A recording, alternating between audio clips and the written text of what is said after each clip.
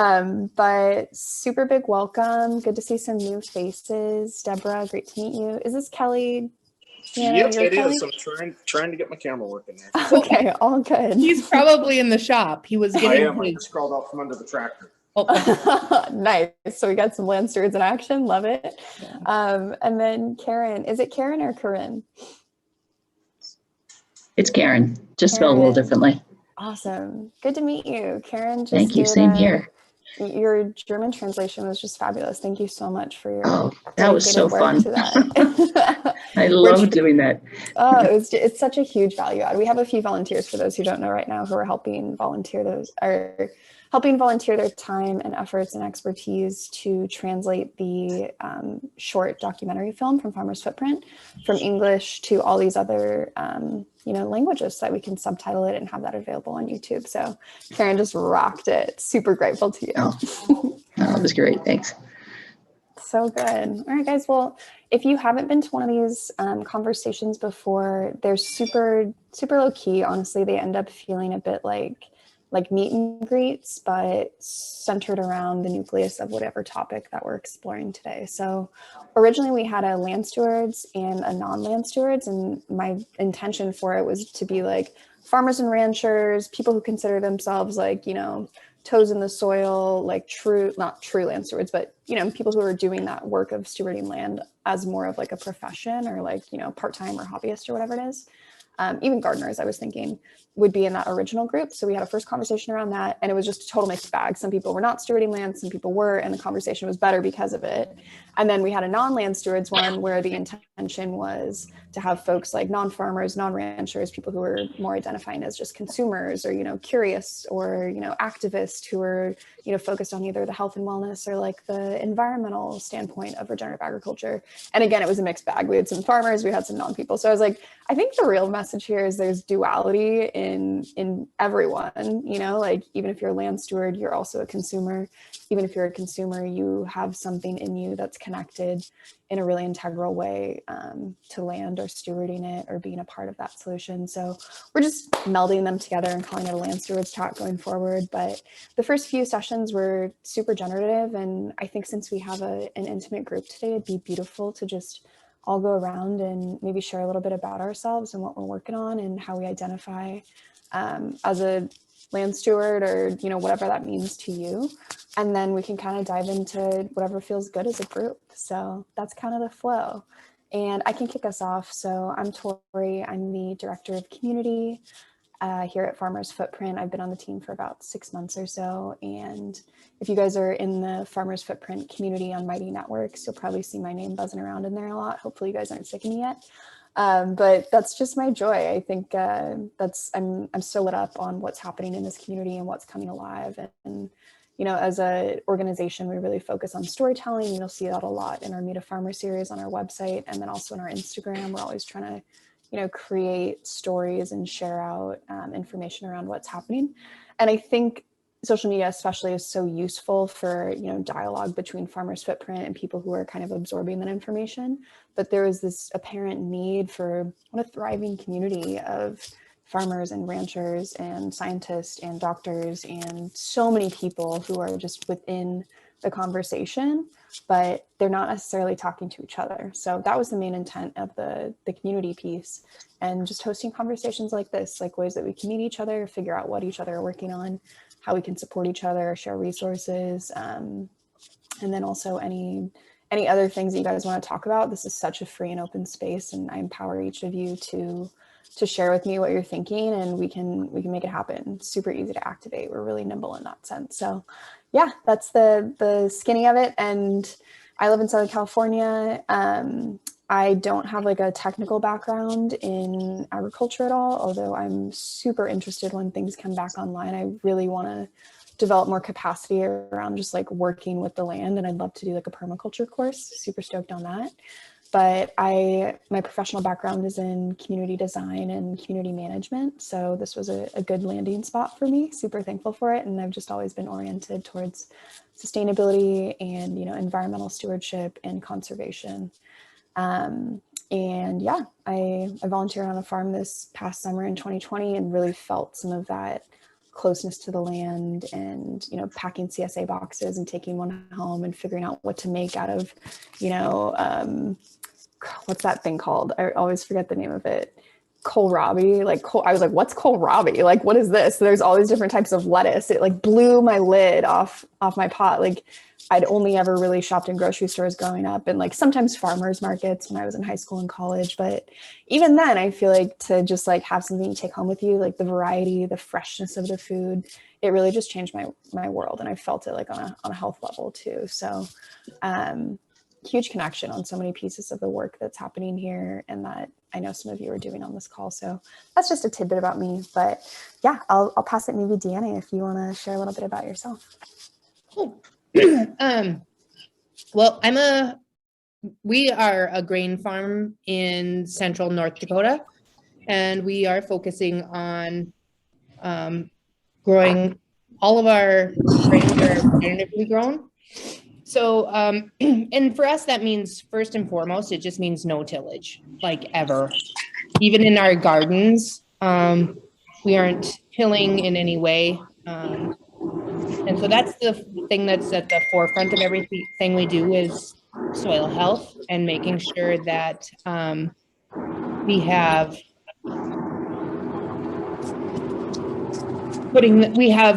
the insight to put that first. And so we've been regenerative farmers. This is the 7th season, and we are gearing up to get going like after Easter. So we will be in the field and planting hopefully next week. It's supposed to be really nice. It's only 30 degrees here today. But next week it's supposed to be in the 60s, which is about the right time for us to go. And we have some really exciting things that we're going to be doing this season for the first time. We are going to be inviting people via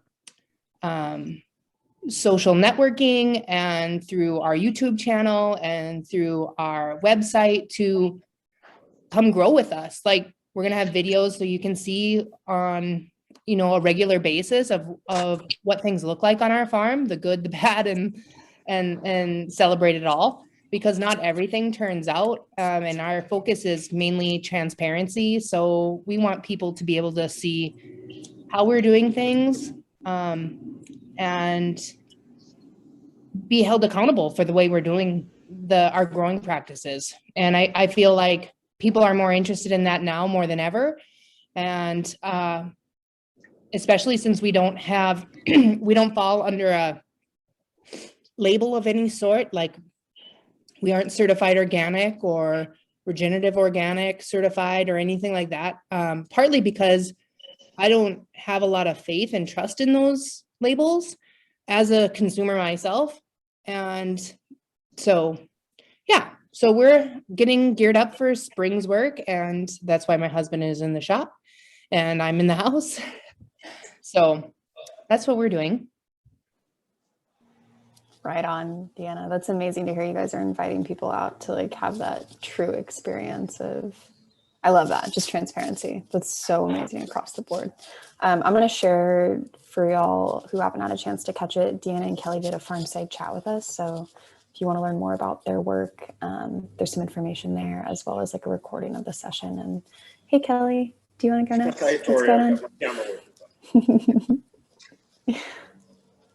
Let's pop in. Well, yeah, Deanna and Kelly are two sides of the same coin. Kelly, I don't know if you have anything you wanted to add from the shop.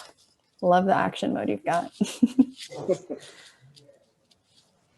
Deanna did a good job explaining everything. I'm just kind of behind the scenes right now, getting all the mechanical things ready to work when planting does hit here. So. Right on.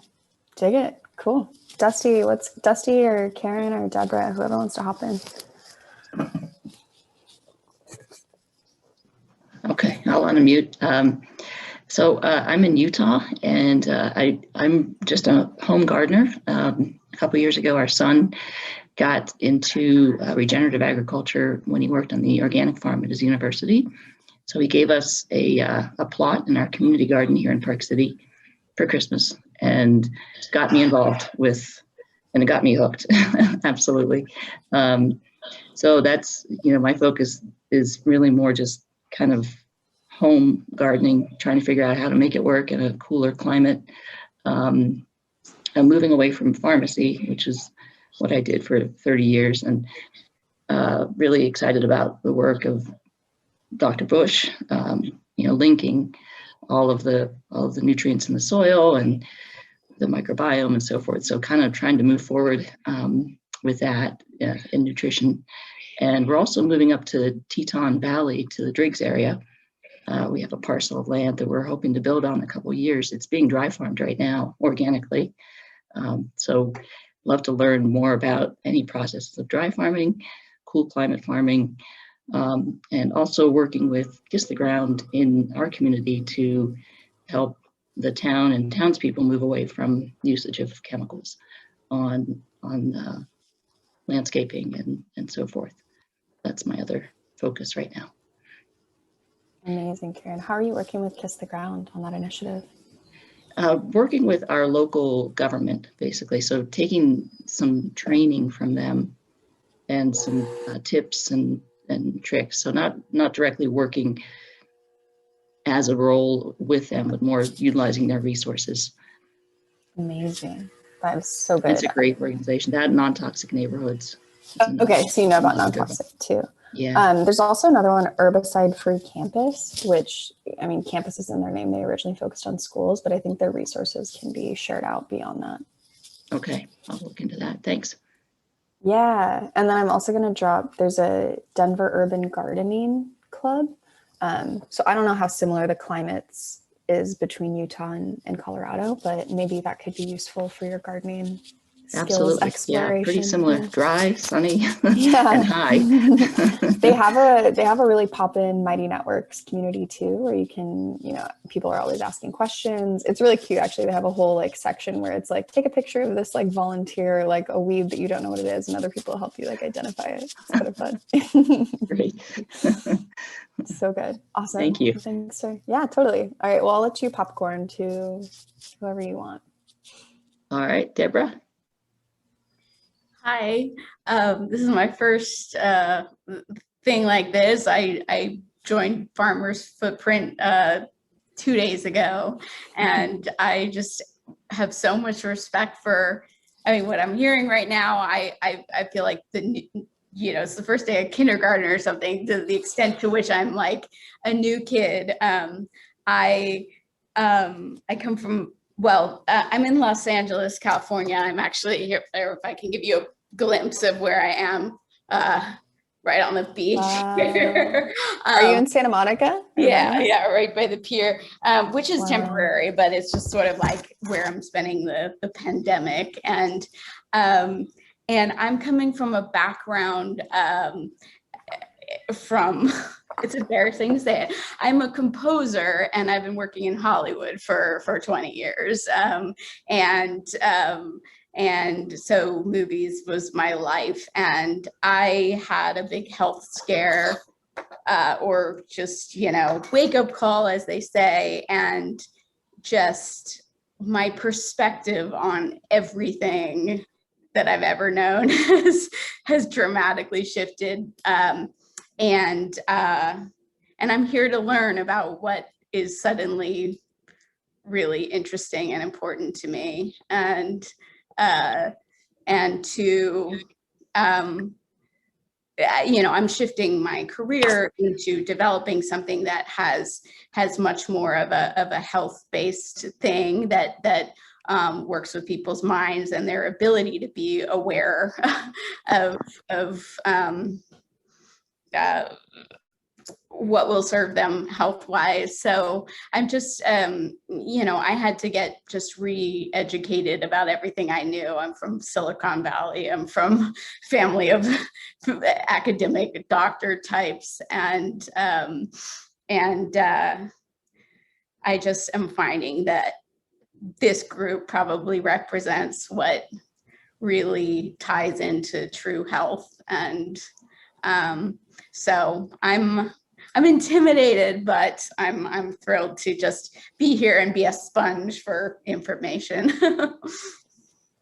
Oh, wow. Well, amazing to meet you, Deborah, especially at the start of this personal revolution and learning journey that you're at. And I mean, Kelly and Deanna can probably attest, this super meant to be really non-intimidating group. So no questions or dumb questions. And we definitely don't know all the answers. I always joke, a lot of our team, we have a really small team at the Farmers Footprint side. And only one of us are farmers. So we have that huge advantage to be able to ask all of the dumb questions and, always be poking holes in the veil and trying to figure stuff out. So really glad to have you here. You're very welcome. I'll share some resources a little bit later on. Thank you. Yeah. I definitely. have to share this. You guys should be here trying this right now. This is my nicest loaf of whole wheat bread. Kelly, you can probably smell it from the shop. It is beautiful. Look at that. And you said it's walnut and cranberry. No, this one's just whole wheat. Wow. Cut into that when I get there. I made the walnut cranberry yesterday, but I just pulled it out of the oven and I'm like, this is the nicest one I ever made. I'm so new to baking bread. Deanna, I think I shared it with you. Okay, she's running away. I'll share it with her later. Dusty, what's going on? Welcome. Hey. Oh, he hopped off. Maybe he was just listening. All good. All good. Well, then I'll share this with you now. So, Deanna, I think I tagged you in the grain school that they're hosting. Oh, yes. Did you guys know about the Colorado grain chain? No, not until you tagged us. Crazy, right? I know. I want to Right. reach out to them and figure it I out. feel like we're like living under a rock. No way. We live out here in the hills and underneath the rocks and in the wind. And I had no idea that. I was like, Kelly and I were both like, what is this now?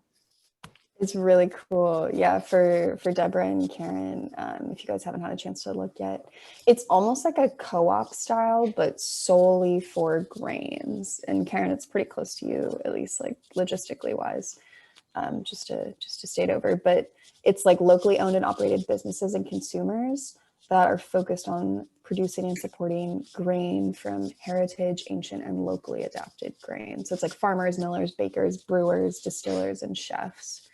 And they really work with like the supply chain side of things too. So yeah, it's pretty amazing to see organizations like that popping up and really holding traction in local communities. We had a conversation around seeds a while back, and I'm curious, like Deborah, I don't know if you're working or growing or doing anything, but Karen and Deanna and Kelly, what are your thoughts around seeds, like as land stewards?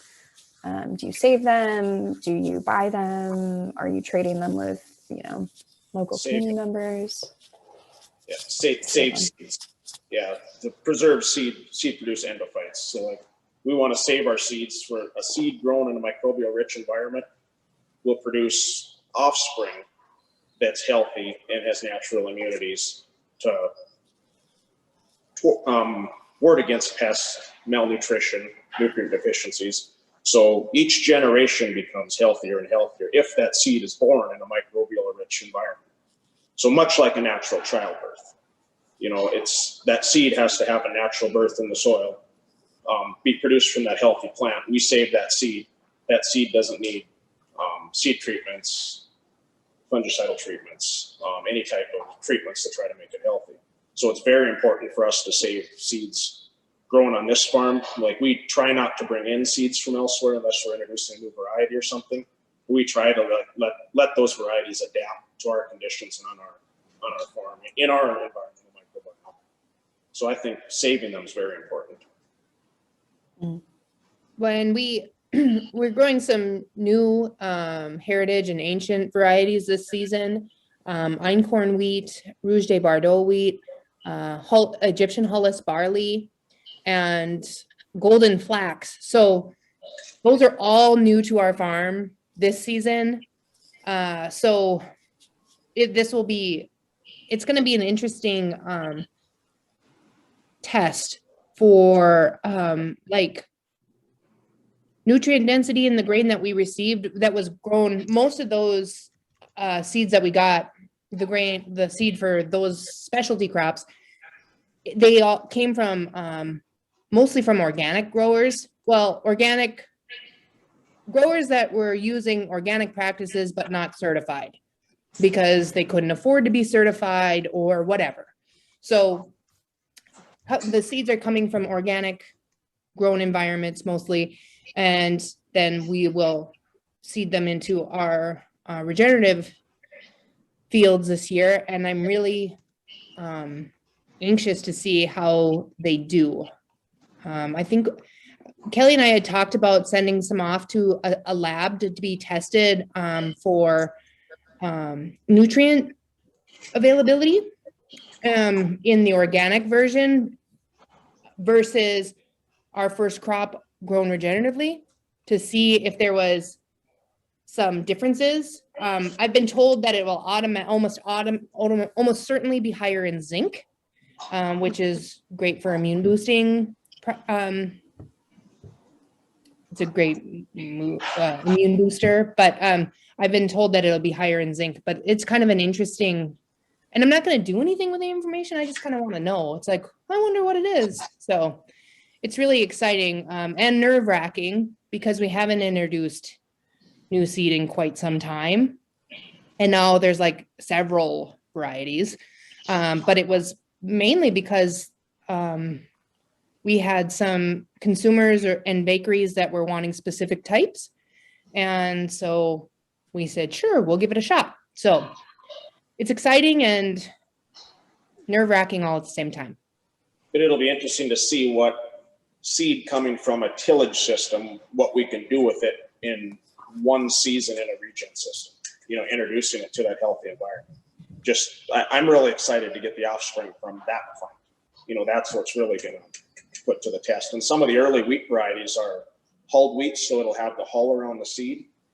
That's going to be really interesting because that hull is a fungal food. So that seed is completely surrounded with a fungal food going into the soil, like nature's protecting.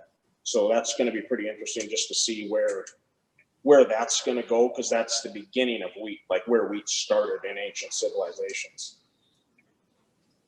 So are you having the seeds evaluated or the plants then down the road? We can do both. I've been told from one of the labs that I'm talking to is that he likes to test the grain itself, because a lot of things can change in the plant just in the mailing process. Yeah. So he likes to do the grain. And like I said, I don't know if it's any information I'm going to use. It's just something to keep in the back of my mind, just so I have an idea, just because I'm interested in, what's in it. And if it's, different nutrients available in a regenerative system, which I believe there will be, versus the organic system that they came from, where there is no chemical, but there's so much tillage that the microbial network in the soil is near non-existent. Right. So, and that is the main difference between us and the farming practices where it came from, is the devastation of the tillage that we simply plug our plants into the mycelium network. That's where we're getting natural immunity functions from, and that's going to be different from an organic system. Yeah. I've tried just on a little home scale tomato seeds, and that has worked so well, taking heirloom tomatoes from the local market. And now this will be my second year using my own seeds and or cuttings from the plants. And I feel like they do so well given the challenges of the climate. And they taste great. For sure. Adapted for sure, right? Yeah, they do. Yeah, absolutely. They adapt. Yeah, it's amazing. That's cool. Wow. Thank you for sharing all that. There was a chat there was like a public forum from that Colorado Grain School, and it talked all about kind of the evolution of wheat. And part of what you were saying, Kelly, about like the whole, like that was like a whole piece of like the whole became, once humans started cultivating wheat, the whole became actually thinner around a lot of the seeds and like the berries, because once humans were helping it go directly into the soil, it didn't have to be processed through like ruminants or like birds' digestive systems. So they used to be like a thicker hull or skin or seed covering around it. And then once humans started working with it, it was that process of, you know, natural selection, almost like the evolution of the seeds that started making that whole like thinner. So interesting. It's amazing that you guys are seeing that turn happen in just a few, you know, plantings year over year, like essentially like quick generation turns on these seeds. You can watch the changes happen and then get more resilient. Really love it. And one thing I'd like to add to Deanna's comment, it's the nutrient availability is what they're looking at. Like, it's not so much the nutrient density, the content, it's how available it is to our gut microbiome. So the availability of the nutrients is kind of what the whole regen process is, plugging into the mycelium with our plants. Is going to prove by the time we're done with it. Right, and that's one of the I get a lot of questions about that on social media, as far as, well, your wheat is no different than my wheat. They all have zinc, potassium, manganese, you know, they list off all the minerals that they have. And yes, they do. But the difference is, like Kelly was saying, how available is that to us? And what's happened in farming, and especially in a conventional system where we've been growing for a commodity, all of that stuff, the nutrients are there, but they're not available. That means our bodies can't absorb them. That means we go nutrient deficient, and we are having to take vitamins that also get washed through. I mean, so there's a lot of things that we are really trying to focus on through regenerative growth, and using the soil as basically the whole basis of how the base of how that plant is going to be able to defend itself and also nourish itself and our bodies, because that's the other thing is we believe in a whole system. So our plants need to be fully self-supporting, because we are not going to be out there fixing sick plants anymore. That's not what we do anymore. We'd much rather walk through it and just observe than have to go out there and treat it with something. So it has to be able to protect itself from disease and from pests, and also nourish itself without us putting any sort of fertilizer down, because we don't use that either.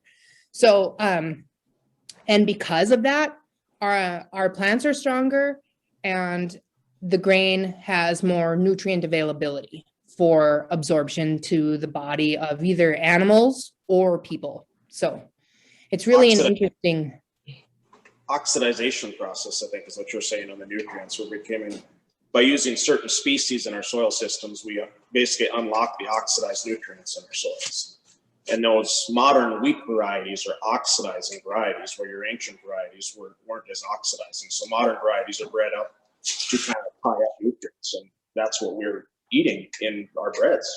And that's what's tying up nutrients. So we're unlocking that in the soil system with some of these older varieties to make them non-oxidizing. We're not eating that in this bread.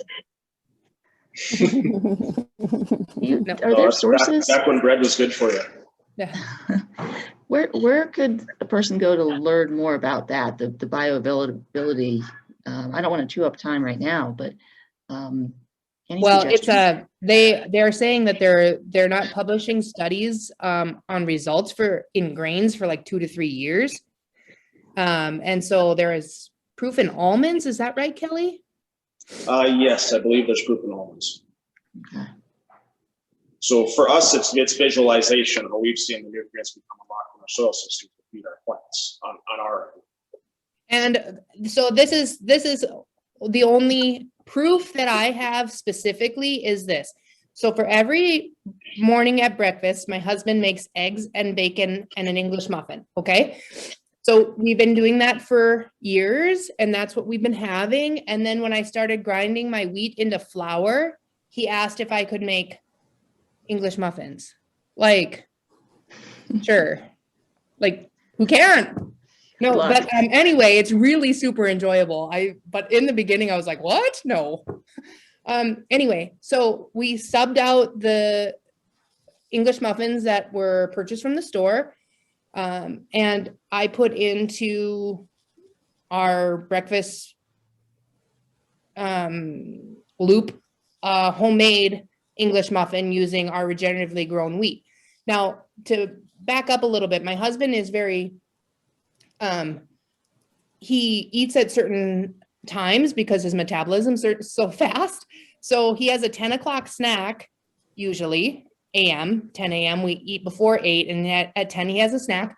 And that is usually a granola bar that I have made with ingredients that I've gotten from the store, but it's a homemade granola bar. And he has that at 10 o'clock. Well, as soon as I started through making homemade English muffins, his 10 o'clock snack went out the window. And this snack has been there ever since I've known him or lived in this house together for 15 years. He's been having a 10 o'clock snack. And all of a sudden he wasn't hungry for a 10 o'clock snack. So that is my proof for us that it's working. It tides him over longer. He's not getting shaky and like having a blood sugar crash at 10 a.m. like he was. So currently that's the only proof. Yeah, no, the fiber and glycemic value is probably so much healthier. Mm-hmm. So it's really been an interesting, because I was like, are you just feeling bad for me that I'm making homemade English muffins and you don't want to bother me with also having to do the granola bars? But no, he assured me that he wasn't hungry anymore. So it's one less thing I have to do. And yeah. That's great. Win, win, win. Yeah, if you guys could share the info on the bionutrient availability for the almond study, I'd be super interested. And I'd also love to just welcome Antonio. Sorry, Antonio, we were riffing pretty hard there, but loved it. Yeah, I knew you wouldn't mind. But yeah, maybe if you want to take a beat and just say hello and introduce yourself and how you're a land steward. Sure, yeah, thank you. I apologize first for my tardiness. I had a hard time pulling myself away from another Zoom call sponsored. Actually, I think I'll drop in a link here.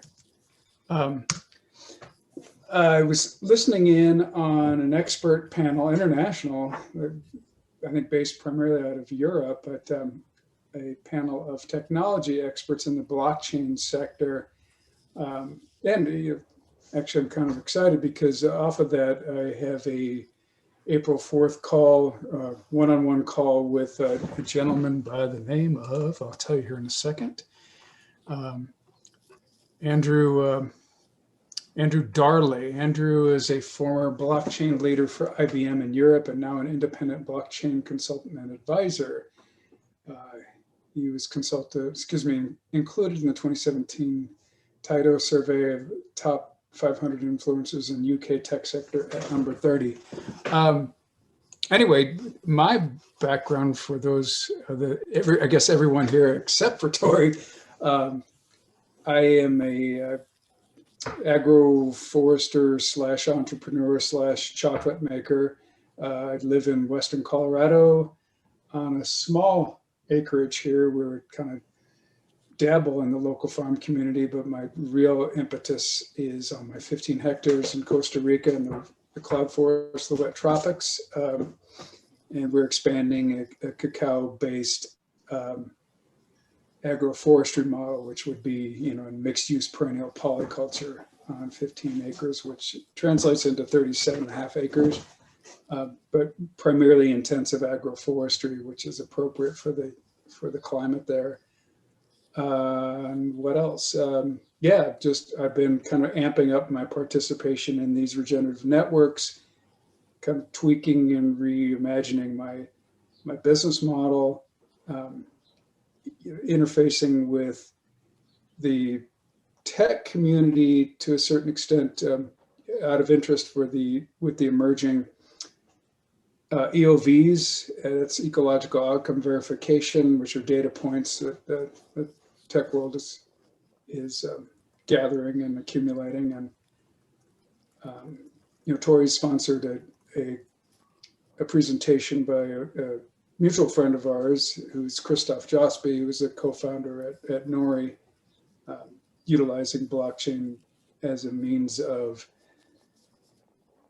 creating and distributing carbon credits. Anyway, so yeah, I guess that's it in a nutshell. I would much rather be putting on my, full disclosure, I'd much rather be putting on my cultivator hat than my interfacing with the tech world hat. But I think it's a sort of an, I don't want to say necessary evil. It's just the world we live in, right? But interesting conversation that I stepped into the middle of. I almost hate to break up that flow. Mhm. No, it's all good. It's all good. What's going on, Deborah? Oh, I was just going to say, yeah, this is so fascinating, and you know, I'm approaching this from, you know, by way of interest in human health, you know, so, and arriving, you know, at an interest in agriculture, and to, you know, when you hear about the talk about the importance of biodiversity and all of these different aspects, and just sort of keeping things in their sort of innate real version of themselves and things like that, you know, there's all this room for argument and skepticism and just, you know, discrediting of things and stuff like that. And it's fascinating right now to hear, in the context of agriculture, people whose babies are growing right in front of them, you know, and that the generations are like yearly instead of every 30 years or whatever. And so it's not a matter of buying into one theory versus another. It's like, how are our plants doing, you know, and what's in them, and what, you know, it's just really like, fascinating to me how human health is sort of the really longer version, you know, and the sort of like, we can feel it, we can have all the evidence in the world, you know, that's good enough for us, but there's just all this. So anyway, I'm just, it's almost just like the more micro version of what's making sense to me from a human health standpoint. I don't know if that makes sense, but I'm just really appreciating that. Yeah, those systems are being connected in real time. Are people here familiar with the work of Eric Lander? Eric, so Eric Lander led the Human Genome Project. He's a uber genius at MIT, teaching, I think, fundamentals of biology at MIT, and then, you know, a few years later, he's also now teaching systems biology over at Harvard, which I thought was a really kind of cool and somewhat promising trend, where, you know, decades, if not really centuries, I'm thinking right about in the Age of Enlightenment forward, there's been such a preponderance of reductionism. And I think the emerging consciousness is around how these systems integrate. So, you know, to your point, Deborah, about how this interface between soil, nutrition, human civilization, the state of, you know, the global environment, not to mention all these little, you know, micro environments, these microclimates we find ourselves in. You know, I get a really interesting contrast going from the literal rainy tropics, where we had, I believe in 2018, 250 inches of annual rainfall.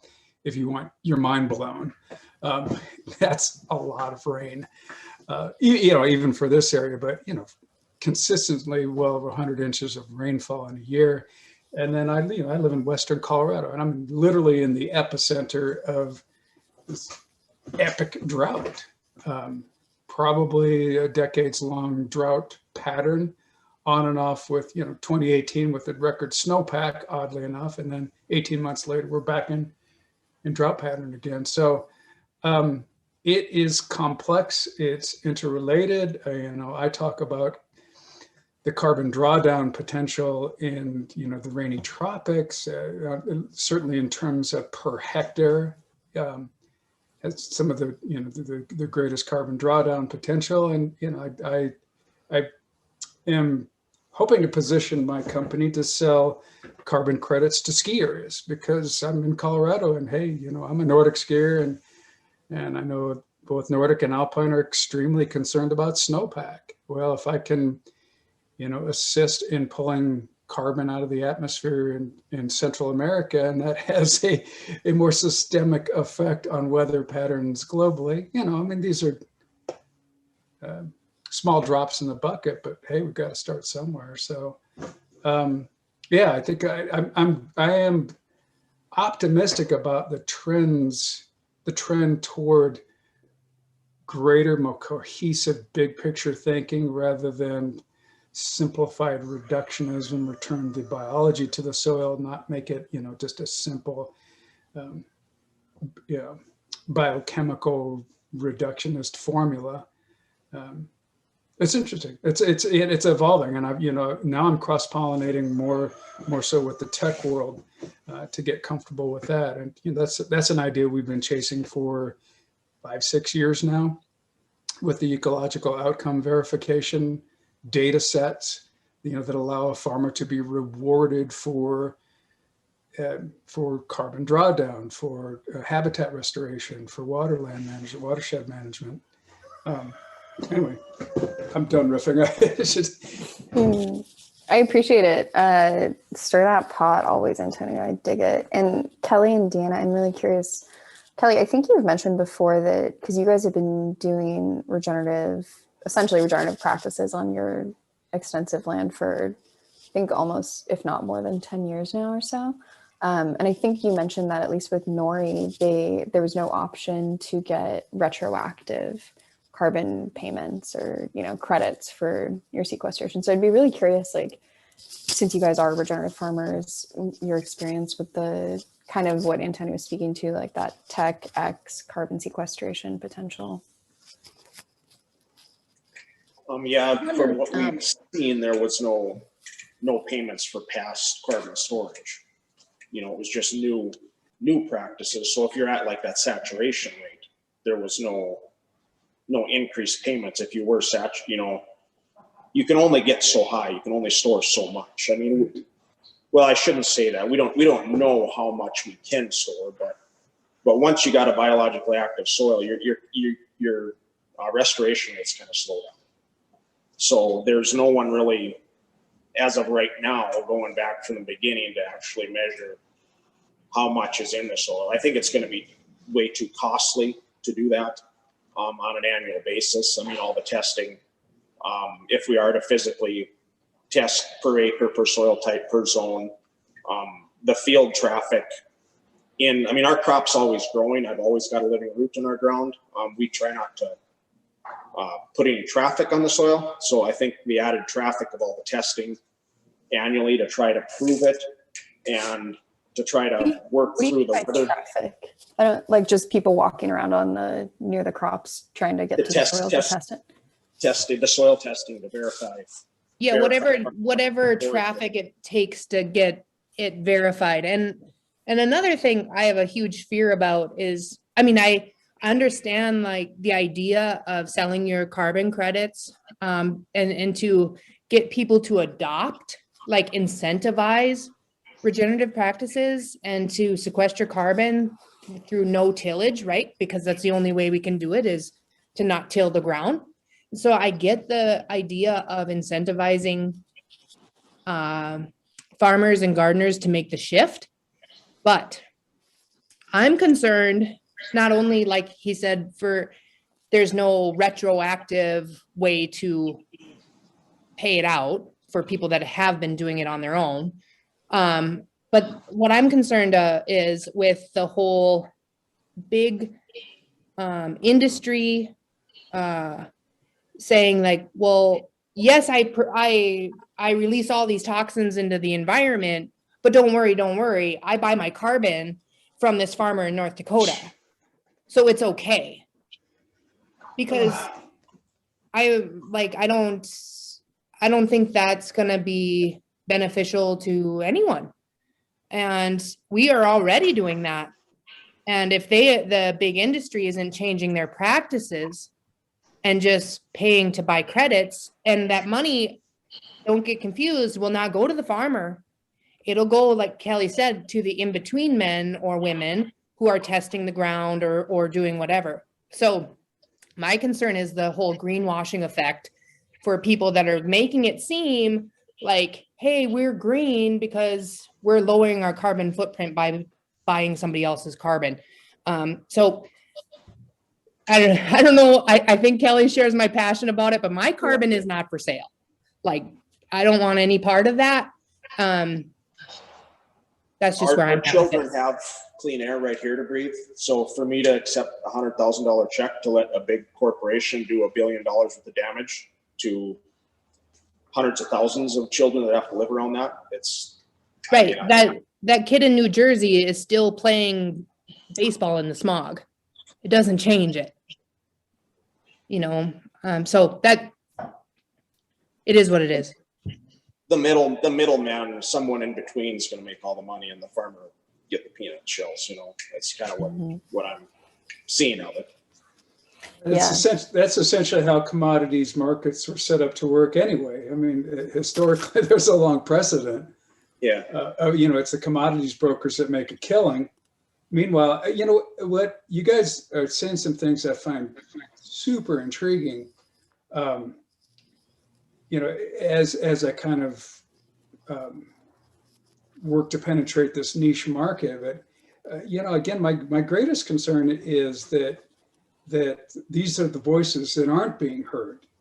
You know, the tech sector comes up with some really interesting innovations, and they want, you know, they have new toys that they want to implement essentially. The question is, did they ever actually stop to talk to farmers and land stewards? A, and B, are the systems, or you know, the hardware and the software ultimately in service to what?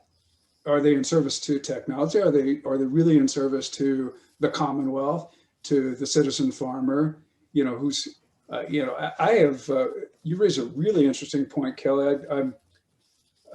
I think the only way this works is if you are rewarded for. I didn't find out how long you've been at this, but you know, let's say it's decades long of best practice. If you've already been if you're ahead of the curve, why should, you know, the conscientious farmers that have already been doing the good work, that have already, you know, moved beyond baseline metrics, why shouldn't they be rewarded retroactively if this EOV-based economy is going to work or not? It's got to work on behalf of the cultivator. I'm with you. I don't want to bank, you know, on my farm, I'm big on ecological services because the farm is adjacent to 55,000 acre rainforest preserve. So the potential for, you know, to be to have an ecological corridor. My dream scenario would be, you know, from the mountains back down to the, you know, to the valley floor and river basins. There are some well intact ecological corridors being restored in Costa Rica. You know, just as a model for what agroecology is meant to be, rather than, yeah, I'm seeing a huge missed opportunity. I'm really impressed with you guys describing your practices. Just when I jumped in mid conversation, and then to turn around and find out, you know, what you've got is a market advantage, which is great. You know, take it and run with that. And I think transparency is really what gives us market advantage. I'll give you case in point. I have a friend, and God bless the market gardener. He's down in Boulder, you know, market gardening, and tilling. I have seen aerial photos of his farm. He's growing row crops. He's, you know, monocropping row crop vegetables with bare soil in between the rows. And I know for a fact he tills every season. But he decided he's going to hashtag regenerative farmer, you know, anoint himself. And I have some problems with that. I know what it means to be regenerative in agroforestry, and there are no shortcuts. I mean, I'm at significant financial risk. I can only plant 500 trees cacao trees per hectare, because the rest of that space is taken up with NFTs and analogs and companion species. So yeah, I think there really has to be transparency in the sector. There have to be legitimate means of verification in order to take a meaningful reward and, reinvest that into your operations. I don't know. Thoughts on that, guys? I just wanted to point out, I had never heard the term greenwashing before. Deanna, you said that, and I'm savoring it because, I come from a very different world, but, in Hollywood, there's a lot of charity balls or things that really look like we're saving the children or we're saving the whatever. And the mentality tends to be that we can do a bunch of nasty stuff on, the other 6 days of the week, and then sort of have this way of absolving ourselves, by like having a charity ball or something. And I'm just really curious about, it seems like there are these different layers of what it means to be conscious of agriculture and this kind of thing, and that there's people who seem to be part of the solution who really are, that things are not as they seem, and I'm just curious, from basically like from your perspective, like from the farmer's perspective, like what that feels like, or like, how much benefit versus sort of rage at the sort of illusion of it, or you know what I mean? Like that's something that's fascinating to me. Well, it's like the one of the best ways I can describe it for myself is like when you see the label on eggs that says cage free, right? My mind automatically goes to a green pasture with chickens in it, but that's not what it is. Cage free just means they're growing in a great big huge building. They don't see a blade of grass. And then I have to readjust my thinking to be like, wait. I need to look for pasture fed, so like, but see that label cage free automatically put them in a green pasture to me, and that's just where my mind goes. And then like also the term organic has changed for me immensely, because I used to think healthier, right? And now, because of the whole tillage aspect that most organic farms use to control weeds, and because they're not using any herbicides or pesticides and things like that. So the tillage involved in it is so devastating, and it depletes the soil so much that there's no way that the food that I'm eating from that is more nutritious for me. Like, but in my mind, organic is like this, and they've made it be this label that everything looks a certain way, and then it's going to be healthier for me to eat because it costs more. But at the same time, now knowing what I know about soil health, which is not a lot, I know a little, what I know about soil health and how that affects the plants that are grown in it, I mean, organic means nothing to me. And that's why I'm not hung up on a label for our farm as far as like a certified regenerative organic certification or anything like that. I don't want my name tied anywhere near organic, because I don't want people to think I till anything. So it's one of those things that, yes, so some people are like, oh, you're just an organic farmer calling it something else. I'm like, no, I'm not. But so it's one of those things where it takes education, and I need to learn more so I can help others learn more. And it's a whole big circle of, about perception and how things really are. And that's one thing I'm really trying to focus on starting, more so this season on our farm specifically, is being able to be transparent so people can see, like, this is how our grain goes in the ground. This is how it comes up. This is how we're companion planting. This is what bugs look like in our field because we don't spray them. And these are the healthy bugs and these are the bad bugs. And because there's all of that in a healthy system, there's all of that. And when the system isn't degraded, it makes it so that it can fully sustain itself without too much interference from us. Like, my goal is to plant the seed and then leave it alone. So, I mean, and it frees up, that's a freeing mentality. We do a lot together that doesn't involve work anymore. And that's really important to me. And with all of the,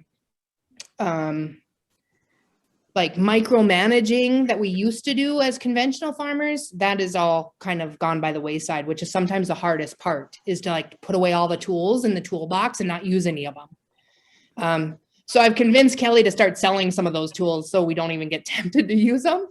But and it is all about ecological services. I mean, you need to implement all of them to become regenerative. We need to, care for our soil resources, our water resources, our air resources. It's our whole environmental microbiome the crops are growing. That's important. We looked at it as a systems approach. You need the whole system functioning, not just one component planting a cover crop and drowning carbon. I mean, it's a whole ecological system that has to be in place. Speaking on that too, Antonio, you mentioned a while back, just in passing, Zach Weiss's talk on water management. That's on the soil, I think it was the soil region, some conference that just went on. Yep. I'll find the link and drop it in the comments afterwards, but Kelly and Deanna and Deborah and Karen, I feel like you guys would all really, really enjoy it. It's speaking to that systems approach, and living in Utah area and Antonio, I think he calls it like the water death vortex or something, or death spiral, I think. Yeah, and death spiral. Yeah. It's definitely happening in California, and it's definitely happening in, areas like Colorado too. And I mean, it's kind of like a newer echo of the, oh my gosh, I'm blanking on the name right now, but the Dust Bowl, like that whole situation. Sure, yeah, sure. Exactly.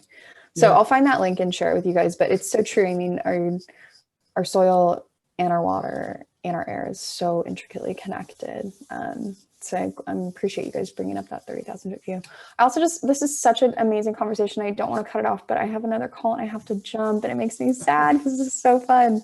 But I dropped in the chat a while ago, for all y'all, I feel like you guys would be invaluable resources in this food as medicine conversation. Deborah, great place to learn. Kelly and Deanna, I'll send a reminder about that almond study about the bionutrient availability, but that's going to be a fun conversation where we can dive deep into more of these things. And Greg, who was our Meet a Farmer last week, and Leah, who's on our team, wrote this cool article on food nutrition. So that's kind of like a little pre-homework if you guys wanted to check that out. It's in the information section of this event. So that would be an amazing next time for us all to meet up. It's next Tuesday at, what time is it? At 3 p.m. Pacific, so 6 p.m. 4 Mountain and all that good stuff. So thank you guys so much for coming today. This was such a pleasure to see some new faces and to hear Deanna and Kelly and Antonio, your guys' evergreen wisdom. You guys I love when you guys all get a chance to dive deep with each other. So appreciate it. You guys are the best. And keep the conversation going amongst yourselves. I feel like you guys have lots to talk about. So Absolutely. Yeah, if I can real quick, I'd love to offline or riff more on it actually sounds like both Kelly and Deanna have some ambivalence, if not outright hesitation, around this emerging ecological service economy. And I really want to hear more about that. Maybe we can do a follow-up at some point. That could even be a follow-up topic. Maybe Antonio, if you want to put in the events comments, or just share with me now, what do you mean by that ecological service? Say it again. Well, it's ecological services have kind of morphed into ecological outcome verification. It's useless if there aren't some, there isn't consensus among the verifiability. That's everything from carbon's kind of the obvious. That's the starting point for that conversation. Which in Kelly's case sounds like he's more or less plateaued, and then not even in a position to retroactively receive some benefit from something that's really is a service to the Commonwealth. It's a service to everybody that eats and breathes and wants to have a healthy future. So it sounds like there's definite room for improvement, and the land steward's voice has to be heard in this. And that's the thing that I'm just kind of standing up and demanding out of the technology sector. So Got it. Dig that. I think we could definitely have an EOB chat. That'd be amazing. I'd love to hear from some land stewards and some folks who are curious. Let's get Christoph in on that if we can, and maybe we can get some representative out of. I'm looking at becoming a savory hub, or at least working with there is an emerging savory hub in Costa Rica, which is astonishing to me because even though I love that community, I have some close ties there. I thought, well, agroforestry and rangeland management aren't, tropical agroforestry and rangeland management aren't ultimately compatible, but they are at the same time. There are a lot of universalities. So I'm really excited to actually be working with those folks. I think theirs is a really intriguing platform. And anyway, yeah. Right on. Awesome, guys. All right, well, we'll tee it up. See you guys super soon. Thanks so much. Bye. Thank you so much. That's great. Cheers. Later, guys.